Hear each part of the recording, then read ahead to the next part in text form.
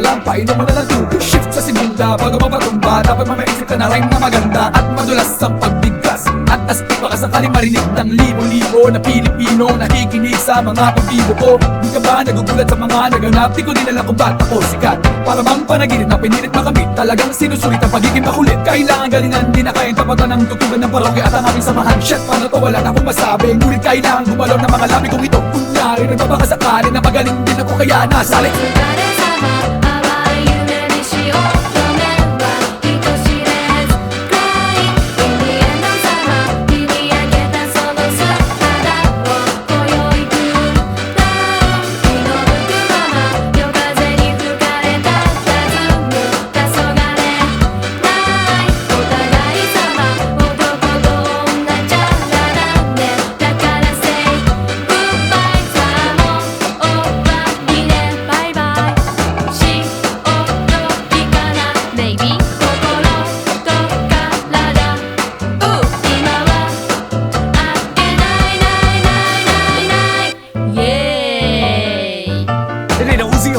She goes on a maximum, not a 45 or a 44 Magnum. And it ain't even a 357. Going 12 things but I'm not so listen. Nandito na si Kiko at kasama ko si Tito at si Glock 9. And it's time to rock right. Di ko mapigilan lumabas sa mga salita sa aking bibig. At di pa dadaig ang bunganga, halatong munganga. Lahat na papahanga sa talento, ako'y taga-kalento. Ang batang Mandaluyong na ngayon nakatira sa antipolo. Sumasaklolo sa mga hip-hop. Pwede ka rin rino, pwede rin trip-lock. Si Glock kasama ng parokya. Para bulagaan ang kailangan di mabokya. Di mo na kailangan pa malaman kung bakit pa kami lahat ay nagsama-sama. Mic check, eto na nagsalim ng pwersa. Friends magalo na Glock 9 at ang parokya. 1, 2, 3, 4, let's go, yeah!